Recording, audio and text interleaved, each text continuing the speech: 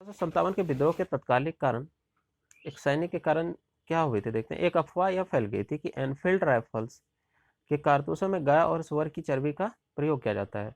तो गाय हिंदू के लिए तो बहुत ही पवित्र होता है, तो वो बोले कि हम गाय के चर्बी से जो बना हुआ है कारतूस है इसको हम अपने दांत से नहीं छीलेंगे, और सुअर वाला बोला मुस्लिम नहीं छीलेंगे।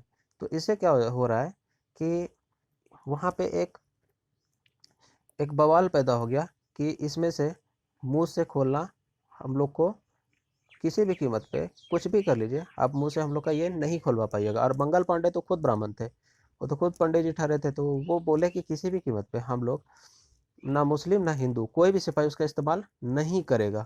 ये पूरी तरह से बोल दिया गया वहाँ पे लॉर्ड कैनिंग जी को। तो लॉर्ड कैनिंग ने क्या बोलता है, लॉर्ड कैनिंग बोलता है, ये किसने बोला था, मंगल पांडे जी ने बोला था। किसको? लॉर्ड कैनिंग को। लॉर्ड कैनिंग ने बोलता है इस गलती के लिए एक संशोधन करने का प्रयास किया और विवादित जो कारतूस थे उसको वापस ले लिया। लेकिन इसके कारण मतलब ऐसा अशांति फैल गया था, शांति तो भंग हो चुका था इसके कारण, क्योंकि अब गाय तो पवित्र होता है हिंदू के लिए, और ऊपर से वो ब्राह्मण थे, वो पंडित जी थे, तो बोल रहे थे उनको जबरदस्ती ये करने के लिए। तो एक मार्च 1957 में ये जो राइफल का ये जो इसके विरुद्ध जो किया गया था, जो आवाज़ उठाया गया था, तो मंगल पांडे ने कुछ वरिष्ठ अधिकारियों पर हमला कर दिया इसके कारण। और क्या होता है, 8 अप्रैल 1857 को मंगल पांडे जी को फांसी दे दी गई थी, 8 अप्रैल 1857 ईस्वी को। और 9 मई 1857 को मेरठ में 85 भारतीय सैनिकों ने नए राइफलों का प्रयोग करने से इनकार कर दिया तथा विरोध करने वाले सैनिकों को 10-10 वर्ष की सजा, मतलब बोला कि 10-10 साल का सजा दे देंगे जो जो इसका प्रयोग नहीं करेगा। नया वाला राइफल कब आया था? 9 मई 1857 ईस्वी को।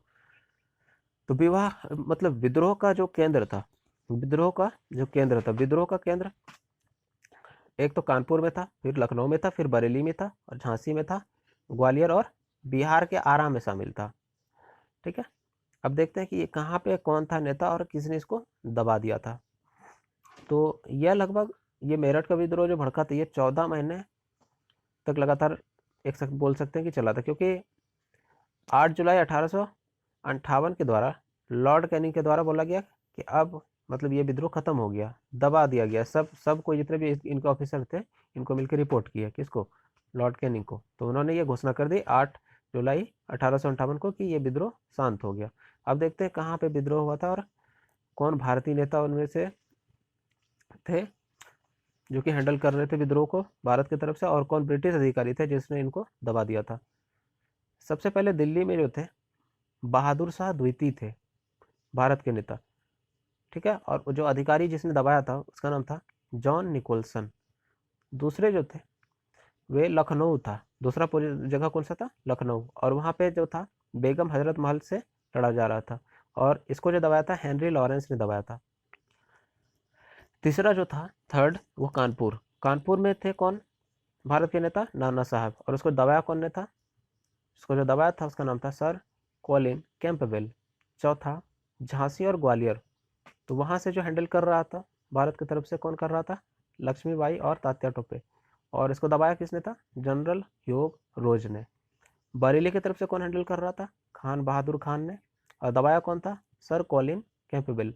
इलाहाबाद की तरफ से कौन हैंडल कर रहा था और बनारस की तरफ से? तो मौलवी लियाकत अली। और दबाया किसने था? कर्नल ऑनसेल। बिहार की तरफ से किसने हैंडल किया था? कुंवर सिंह। और इसको दबाया किसने था? William Taylor.